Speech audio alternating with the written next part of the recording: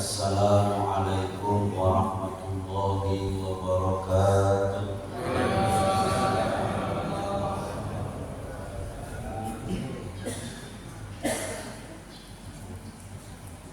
Alhamdulillah alladzi wa'ada lil muttaqin al-jannata allati fiha na'imun muqim.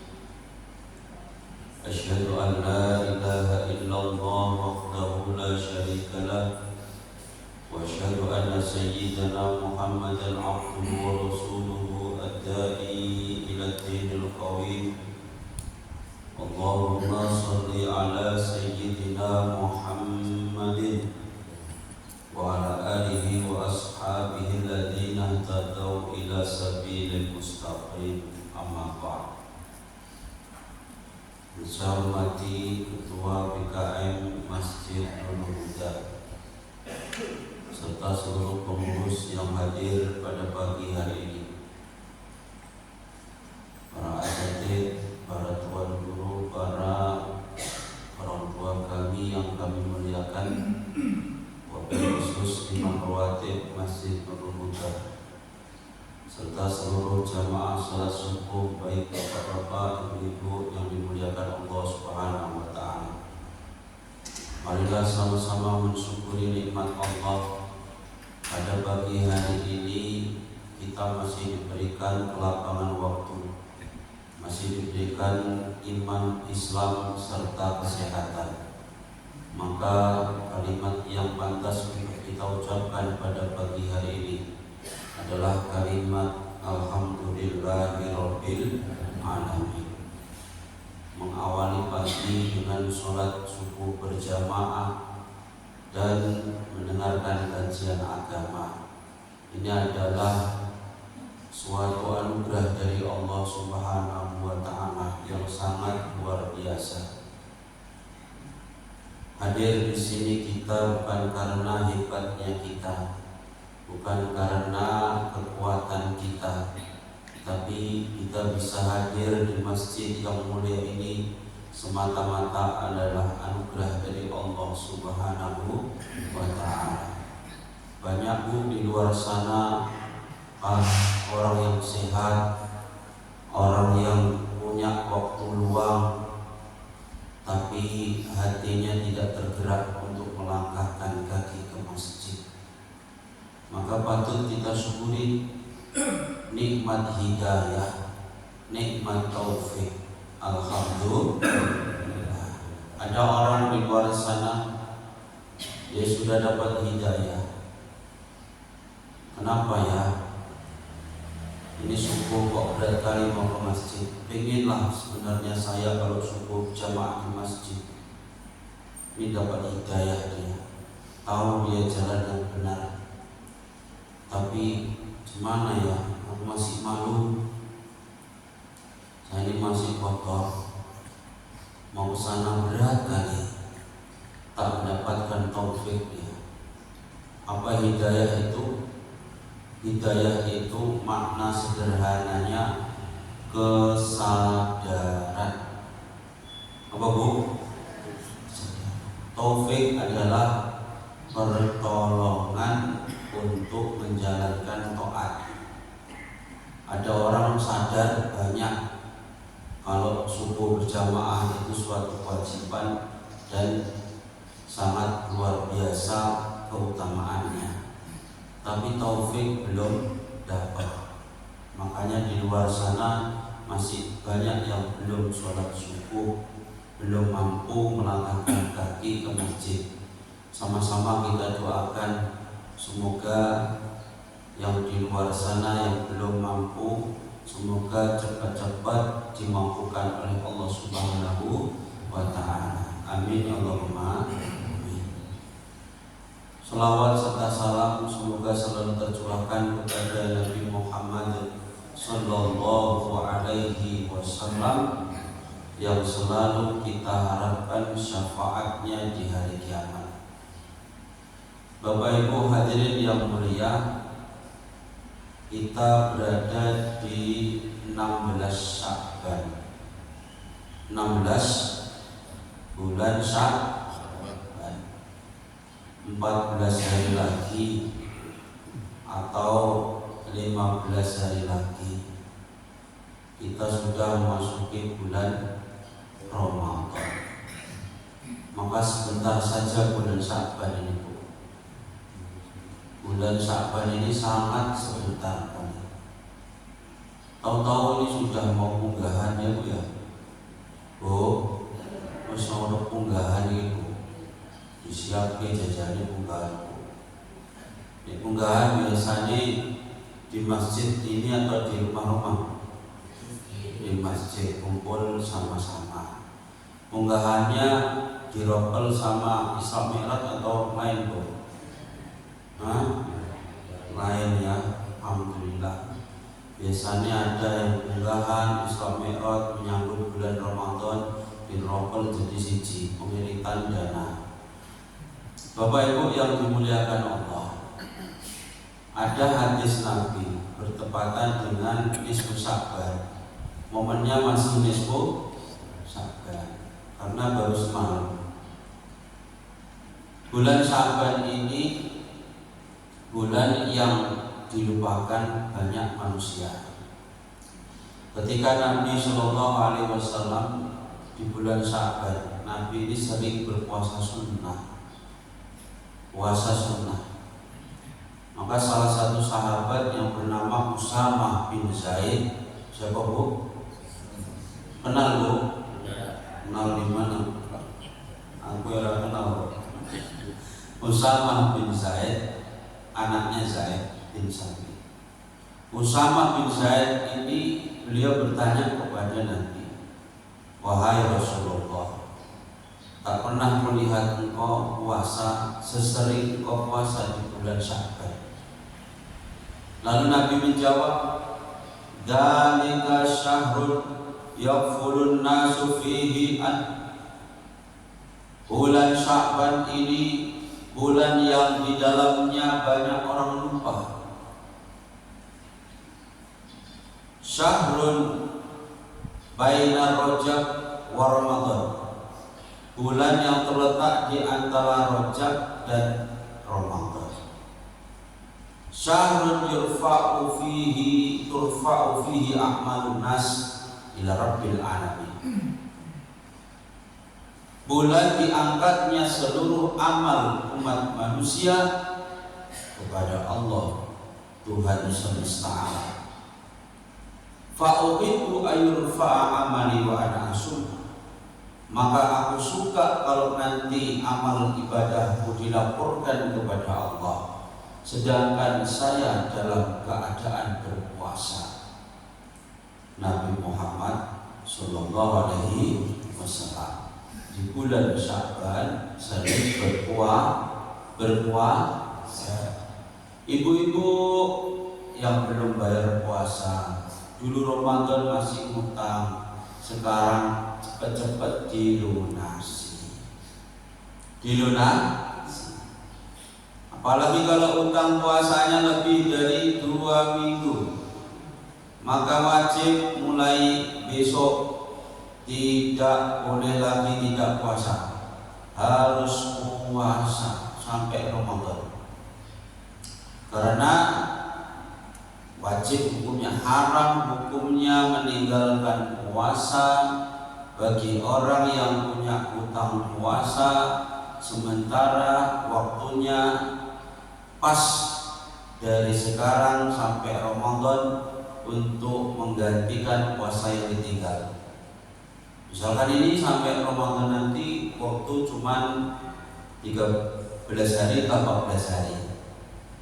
Sementara hutang Ramadannya puasa yang ditinggal 2 minggu misalnya, maka mulai besok wajib mengganti puasanya sampai Ramadan, tak boleh berhenti. Ya, begitu caranya. Kalau sampai lewat Ramadan Ustaz dan dia nggak ada uzur, nggak ada alasan syariat, nggak ada sakit, sehat, tapi nggak puasa, maka wajib nanti lewat Ramadan membayar fidyah. Seharinya 1 mud. 1 mud itu berapa? 1/4 daripada zakat fitrah. 2,7 dibagi 4 sekira 2,7 kilo dibagi 4 berapa Bu? Payah koma-koma payah itu 2,7 dibagi 4 2,8 itu enak 7 on enak 2,7 dibagi 4 payah ya 2,8 enak dibagi 4 dapat 7 2,7 6 on sing telung on dibagi 4 koma meneh 7,5 jadi 6,75 pokoknya ngono lah matematika ini makin tekun makin tidak karuan 6,7 on. Jadi orang yang puasanya sampai lewat Ramadan depannya belum diganti maka disuruh bayar fidyah satu harinya 6,7 on. Itu ya Bu ya. Itu kalau nggak ada usul. Bapak Ibu hadirin yang mulia, Nabi Shallallahu Alaihi Wasallam yang dijamin diampuni dosanya ma taqaddama wa ma ta'akhkhar, dosa yang akan datang, dosa yang sudah lalu diampuni oleh Allah. Tapi di bulan Sya'ban masih rajin berpuasa. Kita yang bukan Nabi, kita yang bukan Rasul, belum jelas diampuni apa tidak dosa kita, tapi kadang kita malas-malesan berpuasa di bulan Sya'ban. Tapi saya yakin jamaah Masjidul Huda kalau bulan Sya'ban pasti rajin puasa. Kok menang ini kok ini?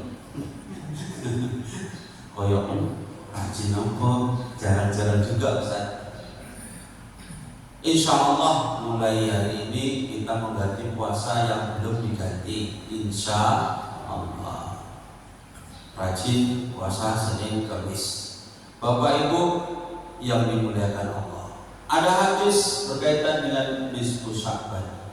Inna Allah la yattali'u fi lailatin nisfi min Sya'ban. Sesungguhnya Allah memperhatikan kepada makhluknya di malam nisfu Sya'ban. Fayaghfiru li jami'i khalqih, kemudian bagi semua makhluknya khususnya jin dan manusia yang mau memohon ampun kepada Allah, taubat-taubatan nasuha, maka Allah akan mengampuninya. Fayaghfiru li jami'i khalqih, fayaghfiru li jami'i khalqih, semua makhluknya. Ada dua golongan yang tidak diampuni. Siapa itu? Dua golongan yang tidak diampuni, illa lil musyrikin aw musyahid. Satu orang musyrik, dua orang musyahid. Orang musyrik berarti menyekutukan Allah. Musyahid yang enggak mau cakapan dengan saudaranya, dengan tetangganya, dengan orang lain sesama muslim lebih dari 3 hari. Ada yang memaknai musyahid ini orang munafik yang menebar rasa benci, kebencian kepada umat Islam. Maka kalau di antara dua ini tidak diampuni oleh Allah Subhanahu wa Ta'ala. Itulah kenapa di bulan Sya'ban ini kita harus banyak-banyak bermaaf-maafan, meminta maaf dan memaafkan. Ini di bulan Sya'ban. Ya. Yang tidak diampuni pertama adalah orang yang musyrik. Musyrik itu apa bedanya sama murtad? Murtad itu keluar dari musyrik itu dia masih Islam pun bisa musyrik. Bu, orang yang statusnya masih muslim pun bisa musyrik. Orang musyrik itu menyekutukan Allah.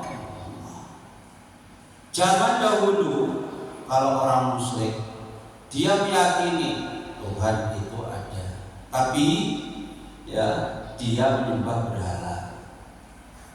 Musyrik menyekutukan Allah, artinya ada kekuatan lain yang seimbang dengan Allah. Ada kekuatan lain yang diyakini yang menggantikan kekuatan Allah. Menyembah berhala, menyembah batu, itu zaman dulu. Saiki kesyirikan yang zaman sekarang tak harus orang menyembah batu, tak harus orang menyembah pohon. Orang sekarang meyakini kalau HP-nya inilah yang membawa rezeki. HP-nya inilah yang menjadikan dia mudah berusaha kerjaannya. Oh, kalau nggak ada HP ini, gak mangan aku. HP inilah hari-hari ini memudahkan kerjaanku. Kalimat ini ngeri. Padahal nampaknya benar kerjaannya hari-hari megang HP, jualan online. Tapi gara-gara dia ngomong kayak gini tadi, walah ini bisa bahaya. Kalau nggak ada HP ini, nggak mangan. Kalau nggak ada HP ini, nggak dapat duit, nggak ada rezeki saya. Kalimat yang seperti ini itu bisa menjerumuskan seseorang ke dalam kesyirikan, karena dia meyakini ada selain Allah yang memberikan kemudahan. Tapi kan faktanya memang benar Ustaz, HP ini yang memberikan kemudahan. Itu cuma wasilah, cuma perantara. Hakikatnya yang memberikan kemudahan adalah Allah. Kalau Allah sudah memberikan kemudahan, tak punya apapun kita, tak ada HP pun kita, pasti akan mudah, insya Allah.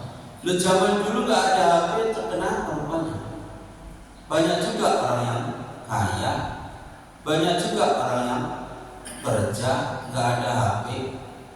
Tapi kenapa di zaman yang modern ini kita didikte dengan kondisi, dengan situasi, seolah-olah zaman sekarang karena lebih mudah, kemudahan itu menjadikan kita justru lupa kepada Allah Subhanahu wa ta'ala. Jangan menganggap yang di dunia ini lebih besar daripada Allah Subhanahu wa ta'ala. Kalau orang kantoran misalkan pegang laptop inilah yang bisa jadikan saya banyak rezeki. Dia ikut trading robot, dipantau terus. Kalau nggak ada laptop ini, nggak ada komputer ini, manalah bisa kerja saya? Manalah bisa kerja saya kalau nggak ada laptop ini? Kalimat ini nampaknya memang benar, tapi ini sudah menjerumuskan kita ke dalam kesyirikan. Kereta inilah satu-satunya saya untuk saya kerja, Ustaz. Kalau nggak ada kereta ini, gimana saya mau bisa kerja? Nggak bisa saya kerja. Kalimat yang seperti ini kadang menjerumuskan kita ke dalam kesyirikan. Hati-hati mengucapkan kalimat yang seperti ini. Jadi yang diucapkan, alhamdulillah Ustaz, berkat kereta ini saya masih dimudahkan kerja. Alhamdulillah. Libatkan Allah dalam setiap profesi kita, dalam setiap situasi kita, kondisi kita, supaya tidak ada kesyirikan di dalamnya. Karena kalau kita lepaskan dari Allah, ya kayak gitu tadi jadinya, seolah-olah benda itu yang memudahkan kita. Musyrik karena hadis ini tadi. Bulan Sya'ban ini harus kita benar-benar murnikan. Kita ini mau puasa, nanti persiapan bulan Ramadan, bulan puasa sudah dipersiapkan. Ilmu tentang puasa sudah dipelajari. Kemudian ibadah-ibadahnya kita sudah tahu. Kita persiapkan segala macam. Tapi untuk membersihkan akidah tauhid kita, tauhid kita sebelum bulan Ramadan juga harus dimurnikan kembali. Karena tidak diampuni oleh Allah. Meskipun selesai Ramadan kita kita sudah sholat tarawih di malam harinya, tadarus, ngaji. Tapi kalau akidahnya ini tidak diluruskan, maka sia-sia semua itu, Pak. Sholat tapi masih meyakini bahwa yang menyembuhkan penyakit ini adalah obat. Sholat tapi masih meyakini yang bisa menjadikan tanaman panen adalah pupuk, pestisida. Sholat tapi masih meyakini bahwa hujan masih hujan inilah yang bisa menghilangkan hujan. Kita sholat hari-hari Muslim, tapi masih meyakini yang menghilangkan rasa lapar adalah makanan. Ayo, ini ini nampaknya hari-hari kita semua melakukannya, mengalaminya. Saya belajar tauhid ini dulu masih kelas 5 ibtidah, sekitar 20 tahun yang lalu. Belajar mulai kitab Aqidatul Awam, kemudian Kharidatul Bahiyah, naik kelas lagi Badul Amali, kitab-kitab ulama-ulama salaf, naik kelas lagi Jauharut Tauhid, naik kelas lagi kitab tauhidnya Kifayatul Awam, naik kelas lagi kitab tauhidnya Ad-Dasuki. Itu di pondok. Kalau bahas masalah kayak gini, jadi kayak mana lah akidahnya orang-orang di kampung saya ini. Kampung saya orang rata-rata petani, dan petani itu sering mengucapkan, naik haji pupuk yura panen. Pupuk ini lah sih bikin apa? Panen. Lalu orang nandur paling gak ada hujan, gak ada air, aku bisa panen.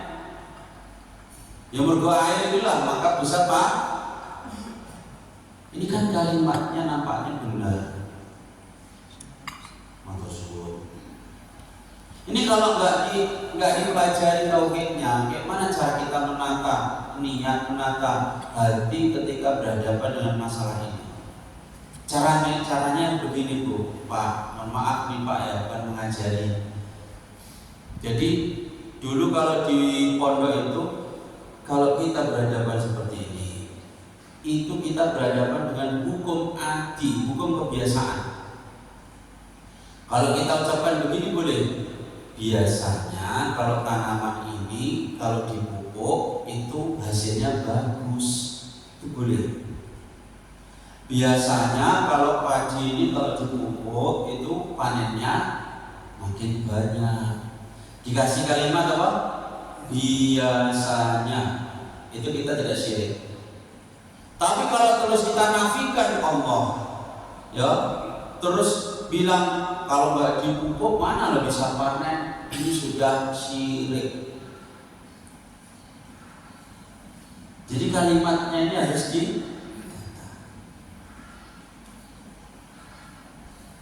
kalimatnya yang harus diperbaiki. Nggak ada yang salah. Cuman kalimat yang kita ucapkan saja. Karena kesyirikan ini bisa disebabkan dengan ucapan, keyakinan dan perbuatan. Musyrik, syirik ini bisa disebabkan keyakinan kita meskipun nggak diucapkan, dengan ucapan kita, dengan perbuatan kita. Ini ngajinya serius Bu ya, maaf Bu ya. Ini ngajinya serius. Ada orang mengatakan, walah hebat juga pawang hujan ini. Begitu gini kan, dilemparlah katok di atas atap rumah tadi, langsung berhenti hujannya.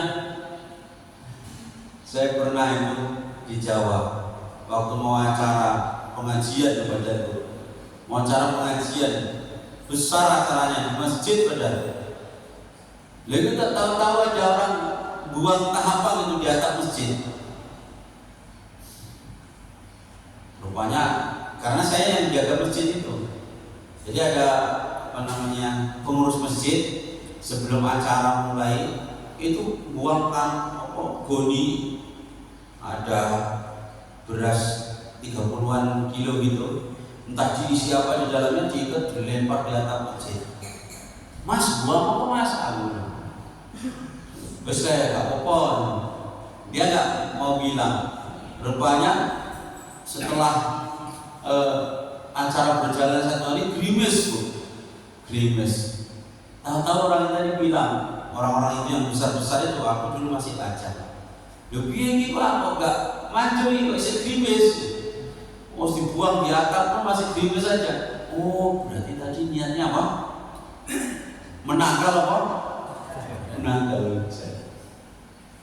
Bu, saya mau tanya, kira-kira bisa nggak hujan itu ditangkal? Kira-kira bisa nggak hujan ini ditangkal? Mau turun terus dibelikan? Apa jenis ini? Diusir? Hah? Iyalah pokoknya. Aku kadang heran. Setiap ada acara manggil yang seperti itu. Lihat saja Pak. Lihat saja BMKG itu perakiraan cuaca. Ya.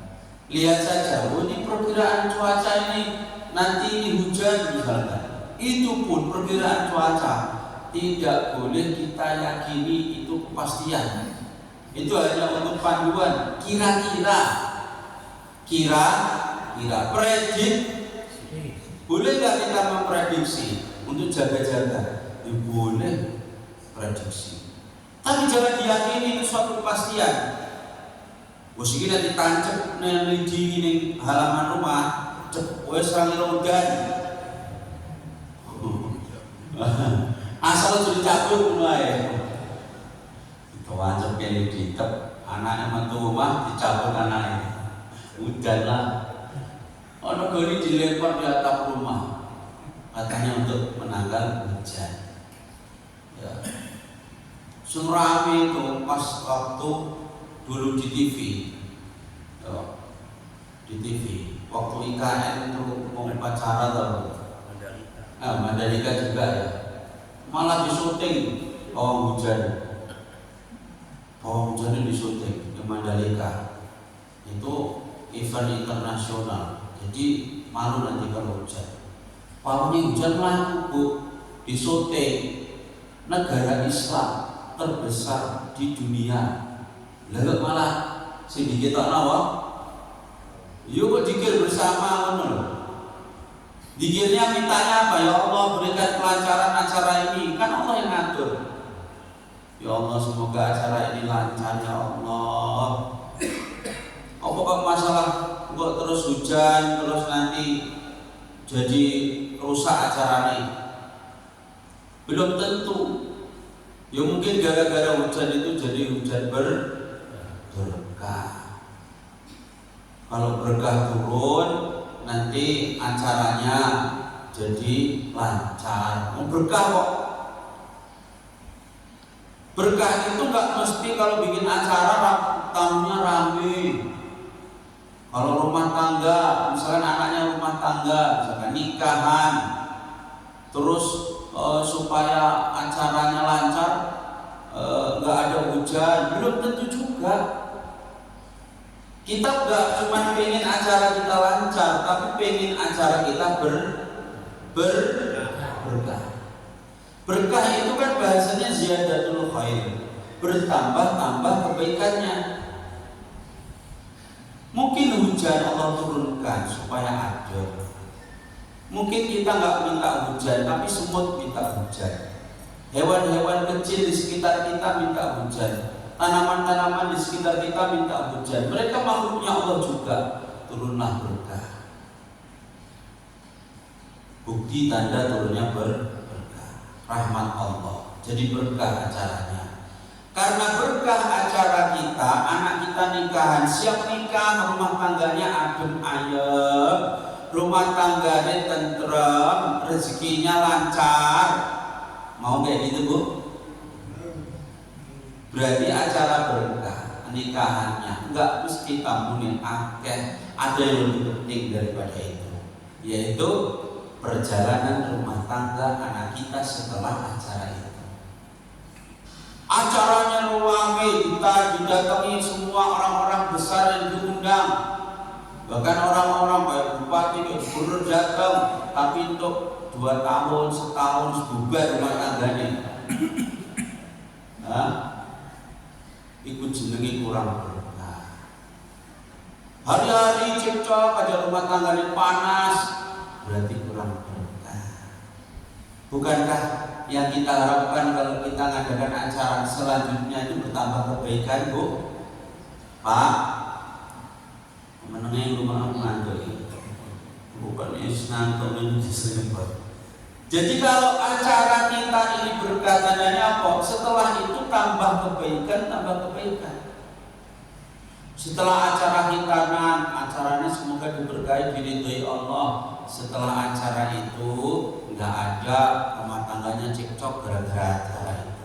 Kan sering, Bu, setiap acara suami istri berantem gara-gara bayar ini kurang. Siap acara masih mikir utang nyicil bulanan ini. Terus kemarin belum lunas, sekarang tambah lagi untuk pesta ini gini tiap hari berantem. Mungkin dengan diturunkan hujan, tanda rahmat Allah turun, diberkahi acara ini. Setelah itu makin bagus rumah tangganya, adem ayem, Oh jadi kayak mana Ustaz? Kalau acara nggak usah panggil pawang hujan, panggil anak yatim, panggil orang-orang miskin, minta didoakan supaya acaranya Kalau kita panggil mohon maaf orang yang bisa mengusir hujan, mohon maaf sekali. Satu keyakinan kita sudah terganggu. Mohon maaf. Banyak sekali orang-orang masyarakat kita masih seperti itu. Kita ngaji akidah tauhid. Kalau tauhid kita dengan kita ngaji ini tidak kita rubah, tidak ada perubahan yang lebih lurus, masih kayak gitu-gitu aja. Apa hasilnya ngaji kita ini? Apa hasilnya ngaji kita ini? Masih kayak gitu. Masih sering orang sakit datangnya ke dukun. Ada yang kayak gitu, Pak. Tetangga saya ada sakit asam lambung dibawa ke dukun. Jadi dukunnya, wah kita pelin jin ini. Oh itu anak jin anak-anak ini nempel, wah. Jadi ini harus diusir jinnya. Asam lambung, ya. Lebih keyakinannya masih seperti itu. Tetanggaku, Pak, ini orang gini roto-roto doa ya. Insya Allah kalau yang ngaji jin gak ada, ya sehat-sehat semua. Ada yang sakit ya, karena siap makan daun ubi, Pak. Jadi Pak, kalau punya riwayat asam lambung, jangan makan daun ubi. Loh, tetangga masih gak habis. Malam-malam jam 10 digedor-gedor gitu. Istriku baru hamil. Dek, kalau hamil jangan keluar malam-malam ini. Ini tetangga rumah sakit, disuruh datang. Suruhlah bawa sini, orang dekatnya. Gak bisa lagi ke sini, Mas. Jadi mamanya yang sakit ini tadi datang. Tolonglah, tolong. Akhirnya datang. Begitu datang nengok omah itu sono gue keris ini nyebar apa kembang. Iki mau diguna-gunai sama si seneng karo anakku iki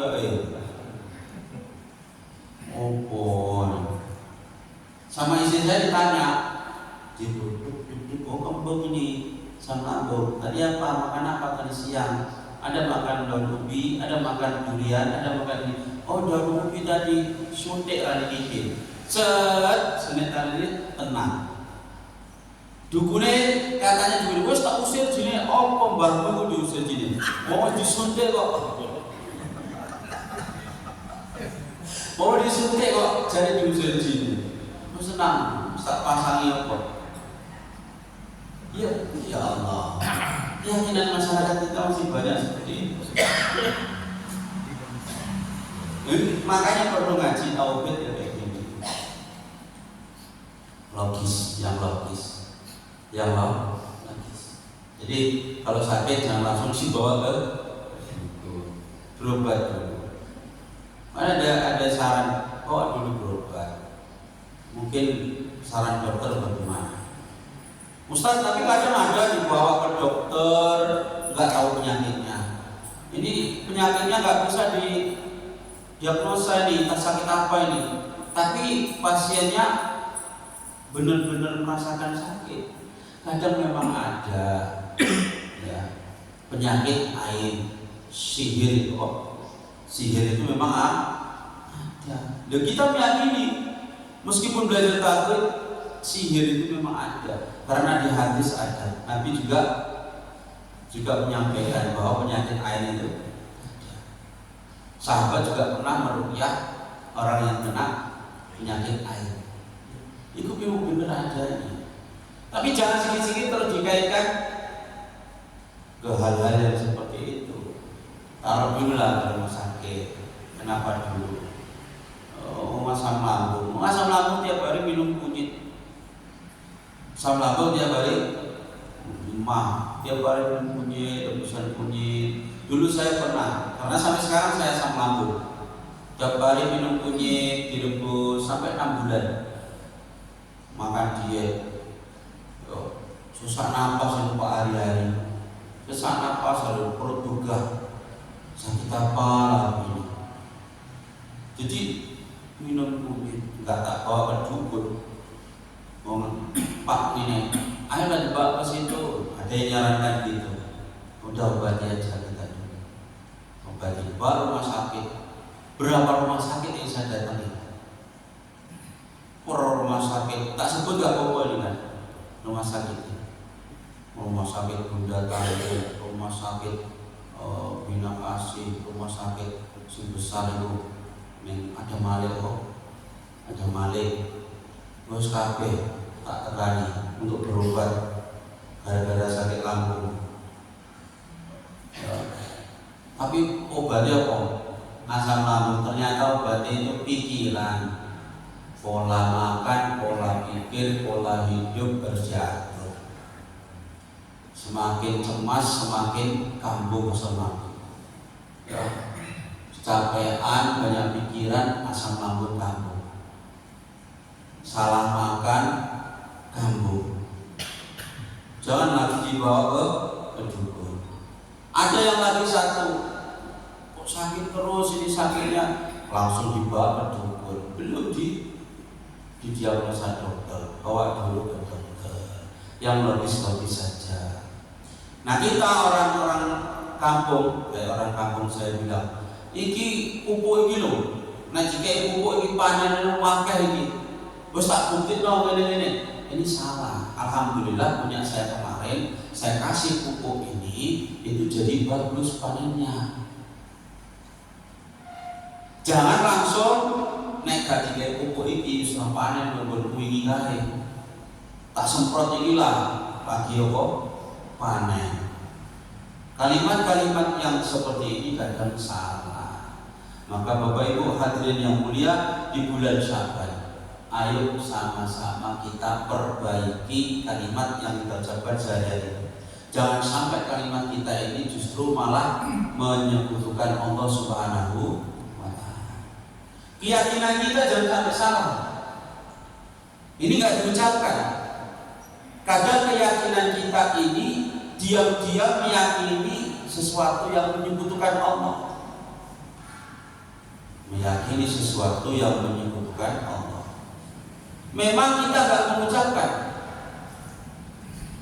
tapi diam-diam meyakini. Hebat bener pawang hujan ini ya. Balik ke tadi. Hebat bener pawang hujan ini ya. Bisa dia ngusir hujan. Kita meyakini kalau yang ngusir hujan adalah orang pawang hujan. Meskipun kita nggak mengucapkan apa-apa, Allah yang mendatangkan hujan, yang menghilangkan hujan hari-hari. Bahkan di dalam tauhid itu dibahas ini Pak. Kita minum, ini minum. Saya tanya rata-rata orang itu menjawab, yang bikin kita kenyang itu kira-kira apa? Yang bikin kita kenyang ini kira-kira apa? 100%, 98% jawabnya makanan. Itu hukum adi namanya. Biasanya kalau kita makan kenyang, biasanya. Tetapi ada yang luar biasa. Ada nggak orang nggak makan hidup? Orang nggak makan sampai berbulan-bulan hidup. Allah itu pasti menampakkan sesuatu yang di luar biasa. Allah itu pasti menampakkan sesuatu yang di luar kebiasaan manusia, supaya kita ini tahu bahwa ada kekuatan di luar kekuatan manusia yang biasa. Contohnya ini, kayak gini, kita makan, ini yang menyebabkan kenyang. Tapi ada orang nggak makan masih hidup. Ada orang sampai ratusan tahun hidup. Ashabul Kahfi berapa ratus tahun? 309 tahun. Ashabul Kahfi di dalam gua. Makan apa enggak makan? Makan apa enggak? Siapa sih makan? Allah. Jadi orang kenyang itu enggak mesti makan. Ada baru kemarin tawanan Gaza, orang Gaza ditawar polisi Israel, tentara Israel, gak dikasih makan tuh sampai berapa hari. Dia bilang ini, kullama qara'tu Yasin fasyabtu. Kalau aku baca Yasin kemudian kenyang. Kullama ju'tu wa qara'tu surah Yasin sabi. Kalau aku lapar kemudian aku baca surah Yasin kenyang. Lapar baca surah Yasin kenyang. Sampai berapa hari gak dikasih makan sama tentara? Hidup. Akhirnya dibebaskan. Badannya kurus, udah bewoan. Dia cerita, beberapa hari di sana saya gak dikasih makan. Tapi ketika saya lapar saya baca surah Yasin. Ketika saya lapar saya baca surah Yasin. Ini salah satu keutamaannya surah Yasin. Kalau ibu-ibu tersesat baca surah Yasin kok. Ustaz masalahnya aku bisa baca Ustaz, tapi belum ngapal. Terus bocornya piye? Nah, tersesat gak mungkin bawa Al-Quran. Ya. Kalau tersesat baca surah Yasin, lapar baca surah Yasin. Misalkan pas di tengah perjalanan lapar kali nggak bawa duit, baca surah Yasin, nanti dikasihnya. Jangan dulu langsung minta sama orang, baca dulu surah Yasin. Ini tawanan Gaza. Waktunya habis. Ya. Ketika saya lapar, maka saya baca surah lapar, hilang lapar. Masya Allah. Jadi yang bikin kita kenyang ini Allah. Makanan itu cuma kebiasaannya begitu. Kalau biasanya orang makan jadi kenyang. Yang menghilangkan haus Allah. Api itu membakar. Kan begitu Bu? Pak, api itu membakar, pisau itu memotong. Biasanya pisau itu bisa memotong, biasanya api itu bisa membakar. Hakikatnya yang membakar adalah Allah. Ada nggak api yang nggak bisa membakar? Ada nggak udah kena api tapi nggak terbakar? Ada nggak? Kenapa? Karena tidak dikehendaki oleh Allah Subhanahu. Kemarin baru kampung tempat lahir tempat lahir kawan saya, Los Angeles juga. Jadi di sana kebakaran hebat, buahnya kebakaran. Tapi ada masjid nggak terbakar, rumah-rumah warga habis terbakar. Lu ada masjid bisa berdiri megah nggak terbakar sedikit pun. Ya, itu terbakar banyak, yang keanehan itu banyak. Cuman gak diliput sama orang-orang itu. Malu mereka. Mereka mengakui kalau ini kebakaran ini bukan bukan kebakaran biasa, ini aneh, tapi nggak dibesar-besarkan. Mereka malah mengaku itu. Sebenarnya mereka itu tahu ini memang ini Tuhan yang bikin. Karena sebelumnya mereka mengejek Tuhan. Sebelum beberapa hari sebelum kejadian terbakar itu mereka mengejek Tuhan. Allah marah. Allah kirim api, habis terbakar. Ya.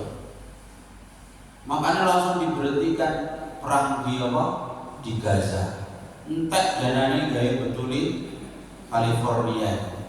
Itu habis sampai berapa triliun, ribuan triliun habis. Nah, bantuan ke Gaza untuk perang untuk dana Israel paling cuma berapa ribu triliun. Itu sampai ribuan triliun lebih. Gara-gara kemarin itu langsung berhenti gencatan senjata. Alhamdulillah sampai sekarang. Semoga sampai selamanya nggak lagi perang. Jadi saudara-saudara kita bisa berpuasa di bulan Ramadan. Saya ini masih kelaparan, masih banyak. Ya meskipun sudah selesai gencatan senjata, tapi kelaparan masih ada di mana-mana. Kalau Bapak Ibu ada misalkan yang mau minta donasi untuk Palestina dan terpercaya amanah, ikut saja Bu, sedikit-sedikit ikut. Kasihan di sana. Yang bekas kena bom, yang kena peluru, yang rusak rumahnya, yang banyak bayi-bayi yang meninggal karena kedinginan, banyak sekali. Hadirin yang mulia, ini tauhid kita. Ayo kita murnikan kembali, kita luruskan banyak kesyirikan. Nanti kalau Bapak Ibu misalkan menemui masalah, terus mengucapkan sesuatu, kok kira-kira kok menyinggung masalah tauhid sedikit, Ibu Bapak tanyakan kepada Ustaz. Ustaz, kalau saya ngomong kayak gini gimana ya? Boleh enggak ya? Supaya aman dari kesyirikan, gimana cara ngomongnya? Pisau ini memotong, tapi kalau digandagi Allah. Kita harus meyakini bahwa hakikatnya yang memotong adalah Allah. Karena ada juga ketika Allah tidak menghendaki, nggak jadi terpotong. Banyak orang dipotong nggak mempan. Banyak ya, paling kita tahu adalah sejarahnya Nabi Ibrahim ketika menyembelih Nabi Ismail. Parangnya sudah tajam, kulit seberapa tebal, tapi dipotong nggak mempan. Api membakar, biasanya kalau nggak Allah kehendaki nggak membakar. Nabi Ibrahim alaihi salam dibakar sama Raja Namrud, nggak mempan karena tidak Allah kehendaki. Yang membakar hakikatnya adalah Allah. Biasanya memang api membakar. Nah, boleh jadi kehendaki Allah. Air memang menyegarkan, itu hukum biasanya. Biasanya kalau saya minum segar itu. Wah, kalau nggak ada air mati lampu tadi. Kalau nggak ada air mati lampu tadi. Itu sudah menafikan Allah. Alhamdulillah ada air. Setelah minum air, alhamdulillah diberikan kesegaran, nggak haus lagi. Libatkan Allah dalam setiap ucapan kita supaya terhindar daripada kesyirikan. Gitu Pak ya. Mungkin dalam hal ini karena ini banyak masalah-masalah di masyarakat. Sebelum kita tutup, mungkin ada pertanyaan yang disampaikan. Silakan oleh Bapak Ibu. Sebelum ditutup, mungkin ada pertanyaan, kami persilakan. Alhamdulillah nggak ada yang bertanya. Jadi langsung kita doa. Kemudian musahin, tapi ini kok mau dibahas sudah jam segini, nanti panjang lagi jadinya. Musahin ini Bu, orang yang bermusuhan lewat 3 hari. Di bulan Sya'ban ini ada acara yang sangat bagus, yaitu unggahan. Nabi Shallallahu Alaihi Wasallam ya memerintahkan kita untuk bermaaf-maafan. Memang umum waktunya kapan pun. Tapi kalau ada orang bermaaf-maaf maafan sebelum Ramadan di acara unggahan, itu pun bagus karena ada hadis lain, barang siapa kok dilewati Ramadan, sudah lewat Ramadan belum diampuni oleh Allah, maka sia-sialah Ramadan. Kita punya dosa dua, satu dosa kepada Allah, dua dosa kepada manusia. Banyak mana dosa kita kepada Allah, kepada manusia? Dua-duanya banyak. Kalau dua-duanya banyak, minta ampun kepada Allah yang banyak, minta maaf kepada manusia sesering mungkin. Mungkin gak kita setiap hari minta maaf, datangi orang ke rumah-rumah tetangga kita, Pak, minta maaf ya Pak, Bu, minta maaf ya Bu, saya banyak dosa. Sulit dan berat, bahkan beratnya itu karena gengsi. Tapi kalau dikumpulkan di masjid satu tempat, kan salaman lebih mudah. Maaf ya Pak ya, selama ini semoga Ramadan kita tahun ini lancar daripada kita. Saling maafkan ya Pak ya, maaf Pak, maaf. Hilang dosa di antara keduanya. Dosa di antara keduanya. Salaman sama bapak yang lain, maafkan ya Pak, hilang dosa di antara keduanya. Semakin banyak yang kita salami, semakin habis dosa kita. Maaf-maafkan. Ustaz, jadi kalau ziarah bagaimana Ustaz? Apakah itu tidak mengganggu keyakinan kita? Loh, itu disuruh Nabi kok. Nabi itu kalau malam nisfu Sya'ban, malam nisfu Sya'ban itu justru Nabi malah ziarah ke makam Baqi. Datang Nabi itu ke makam Baqi. Pernah diam-diam Nabi datang. Siti Aisyah malam-malam, mana suamiku tadi? Kok gak ada di tempat tidur? Rupanya nampak Nabi sedang keluar. Diikuti sama Siti Aisyah. Diikuti rupanya ke makam Baqi. Ke makam Baqi. Ngapain kamu mengikuti saya? Apakah kamu khawatir Allah dan Rasulnya akan menyia-nyiakan kamu? Kata Nabi, tidak wahai Rasulullah, tapi saya khawatir engkau pergi ke rumah istri yang lain, istrimu yang baik. Khawatir ditinggal di bojone sing dia. Malam ini malam nisfu Sya'ban, Allah menurunkan pengampunan yang sangat banyak, melebihi banyaknya bulu dombanya Bani Kilab. Bani Kilab itu terkenal kaum yang punya domba yang banyak, tapi ampunan Allah lebih banyak daripada seluruh bulu dombanya Bani Kilab. Malam itu ziarah Nabi malam-malam. Makanya kalau ada orang ziarah sebelum Ramadan, itu sudah ada anjuran, ada tuntunan dari Nabi Muhammad Sallallahu Alaihi Wasallam. Bulan Sya'ban ini Pak, kalau di Jawa namanya bulan ruah. Di Jawa itu ada kaidah sendiri. Bukan Muharram, Safar, Rabiul Awal, Rabiul Akhir, itu yang Hijriah. Yang Jawanya Suro, Safar, Mulut, Batu Mulut, Madil Awal, Madil Akhir, Rejab, Ruah, Poso, Syawal, Selo Besar. Ini bulan Sya'ban ini ruah. Kenapa kok ruah? Diambil dari kata arwah. Kenapa? Karena banyak arwah-arwah sini yang minta kepada orang yang masih hidup, keluarganya, supaya dikirimi doa. Ini pengampunan banyak arwah-arwah mukmin diampuni Allah. Makanya sering-sering mendoakan. Kirim sedekah. Nabi saja kirim doa ke makam bagi saudara-saudara kepada sahabat-sahabatnya sudah meninggal. Maka kita tiru. Orang Jawa Pak kalau sudah selesai nisfu Sya'ban, hari-hari kenduri, pindah rumah sini, kenduri gantian, kirim doa ke keluarganya. Kendurinya nasinya itu sedekah di atas namakan orang yang sudah meninggal. Itulah ada kenduri setelah nisfu Sya'ban. Niatnya begitu, ikuti Nabi Muhammad SAW. Memang Nabi gak kenduri, tapi dalam riwayat lain disyaratkan sedekah atas nama orang yang sudah meninggal. Semoga bermanfaat apa yang disampaikan. Semoga di bulan Sya'ban ini kita bisa meraih amalan-amalan yang utama. Di bulan Sya'ban ini mari sama-sama kita murnikan tauhid kita, jangan salah ucap sehingga menjerumuskan kita dalam kesyirikan. Semoga iman Islam kita terjaga sampai akhir hayat kita. Amin Allahumma amin. Wabillahi taufiq wal hidayah wa ridha wal inayah. Assalamualaikum warahmatullahi wabarakatuh.